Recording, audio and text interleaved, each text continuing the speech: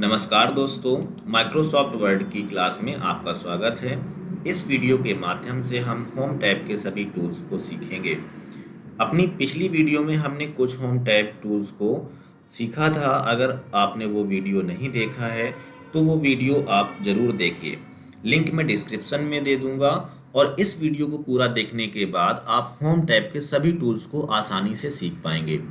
बस आपको करना क्या है, आपको इस YouTube चैनल को सब्सक्राइब कर लेना है और बेल आइकन को प्रेस कर लेना है, जिससे कि मैं कोई नया वीडियो अपलोड करूं तो वो वीडियो आपको ज़रूर जल्दी से जल्दी आप तक नोटिफिकेशन पहुंच सके। तो चलिए शुरू करते हैं अपने वीडियो को बिना देर किए हुए। तो हमने यहाँ पर जो हमने कुछ टूल्स को डिस्क्राइब किया था वो हमने कल डिस्कस किया था। आज हम उसके आगे चलेंगे। जैसे हमने इस टूल हमने बताया था, जैसे हम यहाँ पर इस पैराग्राफ पर कहीं भी तीन बार क्लिक कर दें। इस पैराग्राफ पर जैसे हम 3 बार क्लिक कर दें तो 3 बार क्लिक करने पर ये पूरा का पूरा पैराग्राफ सिलेक्ट हो जाता है। यहाँ से हम इसको फॉर्मेटिंग कर सकते हैं। बी पर जाएंगे तो हम इसको बोल्ड कर सकते हैं। आई पर क्लिक करेंगे इटैलिक हो जाएगा, यू पर अंडरलाइन हो जाएगा। इनके लिए हमारे पास एक शॉर्टकट की होती है। जैसे अगर हमें इस टेक्स्ट को बोल्ड करना है तो सबसे पहले जिस टेक्स्ट को हमें बोल्ड करना होता है उस पर हम उसको सिलेक्ट कर लें। जिस टेक्स्ट को बोल्ड करना उसको हम सिलेक्ट कर लें और इसके बाद हमें कंट्रोल के साथ में बी प्रेस करना है। जैसे हम कंट्रोल के साथ में बी दबाएंगे तो वो टेक्स्ट बोल्ड हो जाता है। अगर हम कंट्रोल के साथ में आई दबाएंगे तो वो टेक्स्ट इटैलिक हो जाता है। और अगर हम इसी कंट्रोल के साथ में यू को दबाएंगे तो इसी पूरे के पूरे टेक्स्ट के पास एक अंडरलाइन आ जाती है। तो अंडरलाइन, इटैलिक और बोल्ड, इनको हम डायरेक्ट या सिंगल क्लिक से भी हम अप्लाई कर सकते हैं। तो अब हम इसके आगे अगर देखें तो आगे इस पर हमने आप लोगों को बताया था ये साइज को कम या ज़्यादा करना। अगर हम इस पैराग्राफ को सिलेक्ट कर लें, अगर हम इस साइज को बड़े वाले जो लेटर है इस पर क्लिक करेंगे तो साइज इंक्रीज होगा और छोटे वाले से साइज डिक्रीज होता है। जैसे हमें ये यहाँ पर आपको एक स्मॉल लेटर ए दिख रहा है और एक कैपिटल लेटर ए दिख रहा है। इसमें हम देखें तो यहाँ पर इस ऑप्शन का नाम होता है चेंज केस। यहाँ से हम केसेस को चेंज कर सकते हैं। इसका मतलब होता है जैसे जो यहाँ पर ये फॉन्ट लिखा हुआ है, जो फॉन्ट लिखा हुआ है अभी ये एक सेंटेंस फॉर्म में लिखा हुआ है। सेंटेंस फॉर्म का मतलब है कि फर्स्ट लेटर इसमें कैपिटल होगा। मैं इसको थोड़ा जूम कर देता हूँ जिससे आप थोड़ा आसानी से इसको देख पाएँ। यहाँ पर हम देख रहे हैं कुछ इसमें जो फर्स्ट लेटर है वो हमें कैपिटल लेटर मिल रहा है। इसके बाद जैसे ही सेंटेंस कंप्लीट होता है तो हमें फुल स्टॉप देखने को मिल जाता है। तो फुल स्टॉप देखने को मिलता है। इसके बाद फिर से जब नया लेटर शुरू होगा तो नया वर्ड शुरू होगा तो फर्स्ट लेटर कैपिटल लेटर से होगा। तो इस केस को हम सेंटेंस केस कहते हैं। तो ये सेंटेंस के फॉर्मेट में पूरा का पूरा लिखा हुआ है। अब हम यहाँ से ही जो ऑप्शन है स्मॉल ए और कैपिटल ए, ये एक सेंटेंस केस का एक ऑप्शन होता है। यहाँ से हम केस को चेंज करते हैं। सबसे पहले हमें जिस भी वर्ड का केस चेंज करना है उसको सिलेक्ट करना है।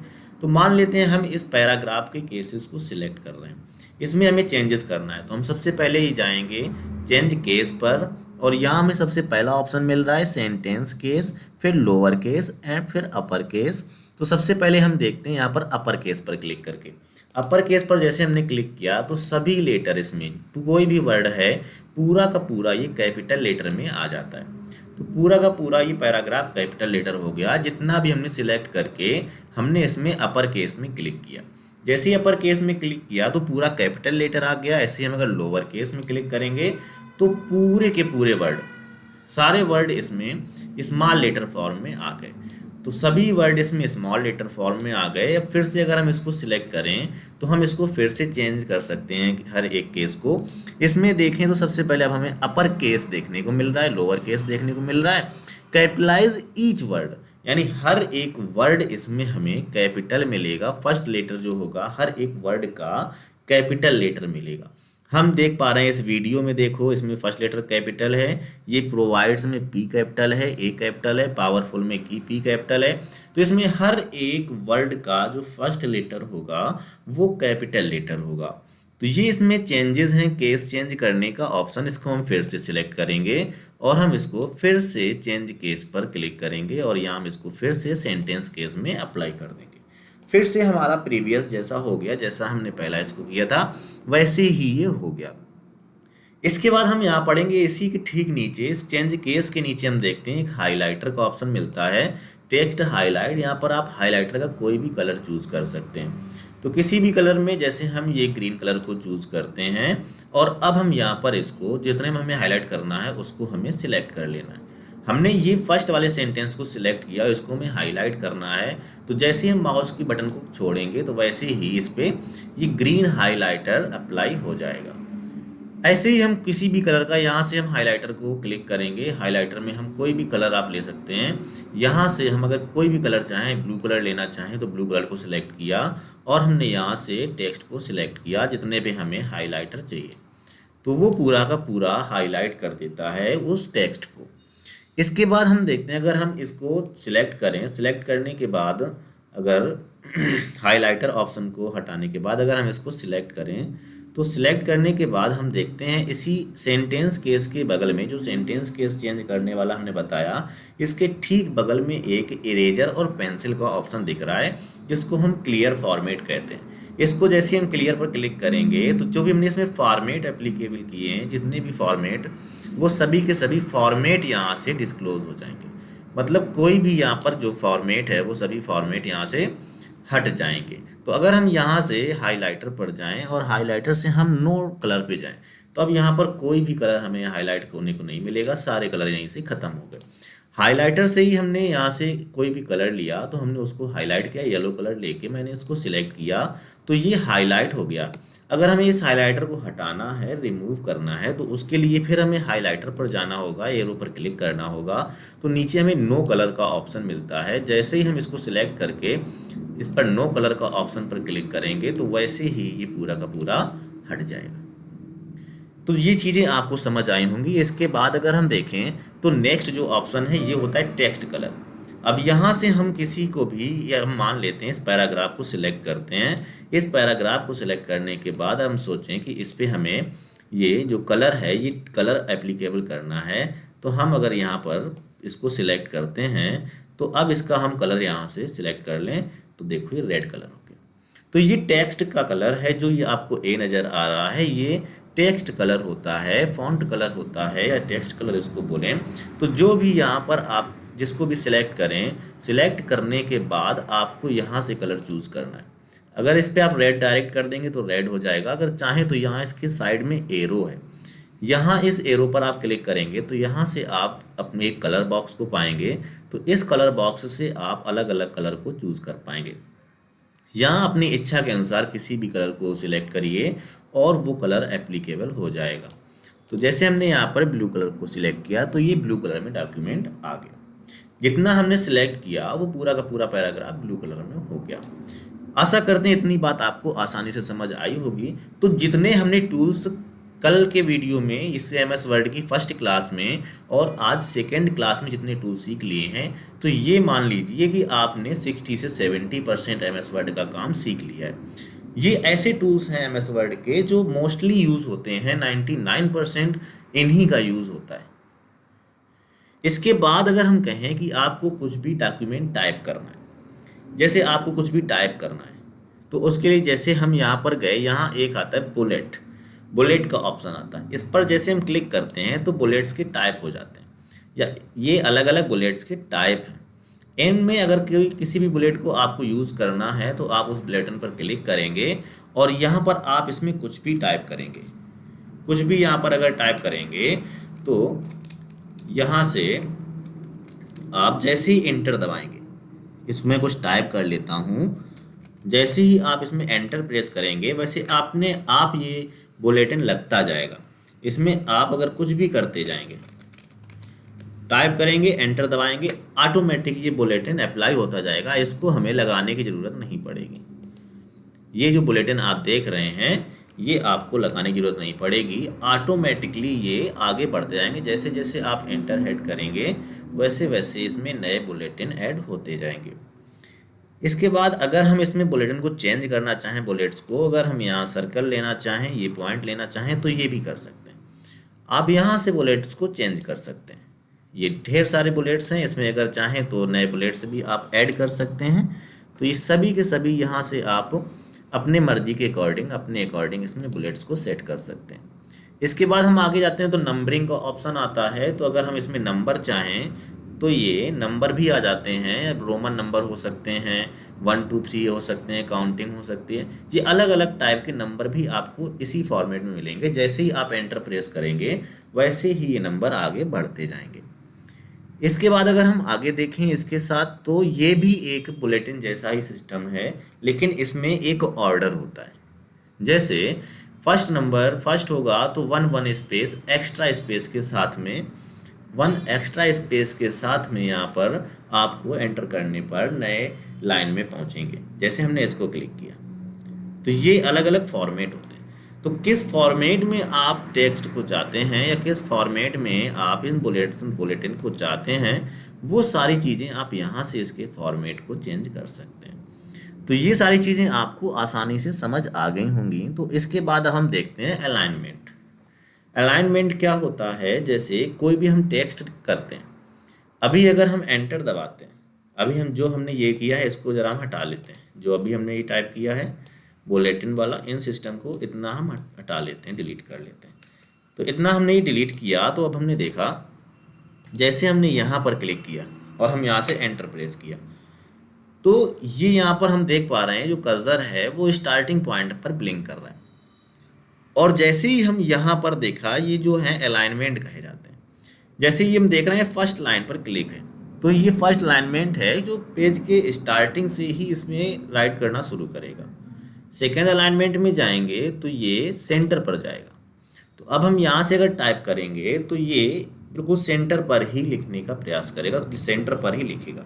जैसे हम यहाँ पर लिखते हैं AK लर्निंग NING क्लासेस, हम जो भी लिख रहे हैं वो पूरा का पूरा कहाँ जा रहा है, सेंटर पे रह रहा है। तो ये पूरा का पूरा टेक्स्ट सेंटर पर रह रहा है। जैसे हम इसके आगे भी अगर कुछ भी टाइप करते जाएंगे तो ये पूरा अपने आप को सेंटर में ही एडजस्ट करने का प्रयास करेगा, सेंटर में ही एडजस्ट होगा। फिर से अगर हम चाहें तो इसको और भी हम अलाइनमेंट चेंज कर सकते हैं, कहाँ से हमने टेक्स्ट को कहाँ से लिखना है, कितना छोड़ना है मार्जिन, उसके अकॉर्डिंग ये टेक्स्ट के जो अलाइनमेंट हैं इनका वही काम होता है। इसके बाद अगर हम देखें तो ये आता है line spacing. Line and paragraph space का ऑप्शन आता है। जैसे हम यहाँ पर अगर इसको सिलेक्ट कर लें, एक पैराग्राफ हमने सिलेक्ट कर लिया, यहाँ से गए हम लाइन एंड पैराग्राफ स्पेसिंग, जहाँ पर हम देख रहे हैं लाइन के बीच में स्पेस हम जितना चाहें उतना स्पेस कर सकते हैं, जितना चाहें उतना स्पेस हम कर सकते हैं। अब हम इसको वापस जाएंगे, फिर से पुराने जैसा करेंगे तो कंट्रोल के साथ में हमें Z को प्रेस करना है तो हम अंडू कमांड में आते हैं। इसको हमने आप लोगों को कल बताया था। इसके साथ अगर हम देखें, इसके बाद लाइन स्पेसिंग के साथ अगर ये कलर है, इस कलर को आप देखो, इसमें किसी भी पैराग्राफ को आप कलर दे सकते हैं या जो भी आप सिलेक्टेड टेक्स्ट है उसके बैकग्राउंड को कलर दे सकते हैं। जो भी आपके पास टेक्स्ट है इसके बैकग्राउंड कलर का ऑप्शन होता है, ये आपको यहाँ पर देखने को मिल रहा है शेडिंग। तो ये शेडिंग ऑप्शन आपको बैकग्राउंड में सेट करता है। यहाँ पर जो हमने आपको बताया था, जो ये A लिखा हुआ है, यहाँ पर इसके नीचे ब्लैक कलर आपको दिख रहा है, ये होता है फॉन्ट कलर या इसको हम टेक्स्ट कलर बोलते हैं। इसके साथ अगर यहाँ पर देखें, यहाँ पर भी हमें एक कलर मिल रहा है जो हमें वाइट कलर दिख रहा है। वाइट कलर क्या है, जो ये पेज का ये बैकग्राउंड है, जो पेज दिख रहा है जिस पर ये टेक्स्ट लिखा हुआ है, ये वाइट कलर इसमें शो हो रहा है। अब हम इसमें अगर कलर चेंज कर देंगे तो वही कलर इसके बैकग्राउंड में, जितना भी हमने सिलेक्ट किया उसके बैकग्राउंड में उसी कलर को ये रख देगा। तो ये होता है बैकग्राउंड कलर, या फिर इसको हम बोलते हैं कौन सा कलर, इसको हम बोलते हैं शेडिंग, या फिर इसको हम बैकग्राउंड कलर इसी नाम से जानते हैं। इसके बाद अगर हम देखें A to Z या सॉर्ट करना है A to Z या Z to A, इसमें जो वर्ड है एक सीक्वेंस में लग जाएंगे। जैसे अगर हम यहाँ पर 2-3 नाम लिख देते हैं, जैसे हमने लिखा RAM राम, और हमने लिखा अमन, और हमने इसके बाद लिखा राजीव, और हमने इनको सिलेक्ट किया। सिलेक्ट करने के बाद हम यहाँ पर गए सॉर्ट में, सॉर्ट ऑप्शन में हमने जैसे ही चूज किया A to Z या Z to A, किस फॉर्मेट में आप कैसे चाहते हैं, टेक्स्ट को असेंडिंग ऑर्डर में चाहते हैं या डिसेंडिंग ऑर्डर में चाहते हैं, तो आप जिस टेक्स्ट को जिस तरीके से इस टेक्स्ट को चाहते हैं आप वैसे आप इसको कर सकते हैं। इसको हमने ऐसे ही क्लिक किया तो देखो सबसे पहले अमन आया, फिर राजीव आया और इसके बाद राम आ गया। तो ये हमने असेंडिंग ऑर्डर में किया था, तो असेंडिंग ऑर्डर में ये सेट हो गया। अगर हम इसको फिर से A to Z पर जाएं, जो इसका एक सॉर्ट है, इसको हम डिसेंडिंग ऑर्डर में कर लें तो ये पलट जाएगा। डिसेंडिंग ऑर्डर में करने से ये उल्टा हो जाएगा। सबसे पहले आएगा जो सबसे लास्ट में आना चाहिए, अल्फ़ाबेट के अकॉर्डिंग सबसे लास्ट में राम आना चाहिए था, तो वो सबसे पहले आ गया, ये डिसेंडिंग ऑर्डर में हो गया। तो ये छोटे छोटे से फंक्शन हैं जो बहुत ही इम्पोर्टेंट फंक्शन हैं इस MS वर्ड में। तो आशा करते हैं कि ये वीडियो आपको अच्छे से समझ आया होगा। जैसे यहाँ पर एक और भी फंक्शन है, यहाँ पर देखिए ज़रा, यहाँ पर जैसे फाइंड है, जैसे हम कंट्रोल के साथ में F को प्रेस करते हैं, इसको हमने यहाँ से डिलीट किया और हमने यहाँ से सिलेक्ट किया टेक्स्ट को, जो भी हमने यहाँ पर लिखा है, जो भी यहाँ टाइप है, इसको हमने सिलेक्ट किया और कंट्रोल F प्रेस किया। कंट्रोल के साथ में हमने F को प्रेस किया। जैसे हमने कंट्रोल के साथ में F को प्रेस किया तो यहाँ पर आता है कि आप किस चीज़ को फाइंड करना चाहते हैं। जैसे आप यहाँ फाइंड टूल पर क्लिक करेंगे तो फाइंड टूल पर आप किस चीज़ को फाइंड करना चाहते हैं वो यहाँ पर आपको टाइप कर देना है। जैसे हमें यहाँ पर टाइप करना है, जैसे पूरा का पूरा पैराग्राफ है, इस पैराग्राफ में हमें क्या चीज़ फाइंड करनी है वो हम आप यहाँ पर टाइप कर देते हैं। हमने यहाँ पर प्रोवाइड लिखा, प्रोवाइड को टाइप किया। तो इस डॉक्यूमेंट में जितने भी प्रोवाइड वर्ड होंगे, जितने भी प्रोवाइड वर्ड हैं, वो सभी के सभी हाईलाइट हो गए। तो प्रोवाइड यहाँ पर सभी के सभी हाईलाइट हो गए। अब इसी के नीचे रिप्लेस का ऑप्शन मिलता है, फाइंड के नीचे ही रिप्लेस का ऑप्शन मिलता है। तो हम यहाँ पर जो फाइंड किया है, जो हमने प्रोवाइड फाइंड किया है, तो यहाँ पर प्रोवाइड देखो लिखा हुआ है, रिप्लेस विथ प्रोवाइड को अगर हम कर दें नीड, प्रोवाइड को नीड कर दें, तो जैसे ही हम रिप्लेस पर क्लिक करेंगे तो तुरंत हम देखेंगे final next, find next, replace all. अगर रिप्लेस ऑल करेंगे तो जितने भी जगह प्रोवाइड लिखा है पूरी की जगह पर हमें नीड लिखा हुआ मिलेगा। तो आप इसको देखिए, ऑल डन वी मेड 4, तो इन्होंने 4 किए हैं। देखो 4 कहाँ पर किए हैं, जैसे ये था नीड, ये पहले प्रोवाइड था, इसको नीड कर दिया गया। अब हम इसमें पूरे के पूरे डॉक्यूमेंट में देखें तो कहीं भी हमें प्रोवाइड वर्ड नहीं मिलना चाहिए, क्योंकि जितने भी प्रोवाइड वर्ड थे वो सभी के सभी वर्ड हमने नीड में कन्वर्ट कर दिए। तो अगर हम यहाँ पर अब प्रोवाइड को सर्च करते हैं तो हमें कोई भी प्रोवाइड वर्ड यहाँ इस डॉक्यूमेंट में देखने को नहीं मिलेगा। इस ऑप्शन को हम एक बार फिर से समझते हैं। जैसे फाइंड पर क्लिक किया और यहाँ पर हमने इस बार डॉक्यूमेंट को टाइप किया, तो हम इस वर्ड में देख रहे हैं, इस पूरे के पूरे डॉक्यूमेंट में देख रहे हैं कितने हमें यहाँ पर डॉक्यूमेंट वर्ड मिल रहे हैं। तो यहाँ पर हम गए रिप्लेस टूल पर और यहाँ से हमने इस डॉक्यूमेंट को रिप्लेस किया, डॉक्यूमेंट को हमने कर दिया पेपर, डॉक्यूमेंट को हमने पेपर टाइप किया और रिप्लेस ऑल कर दिया।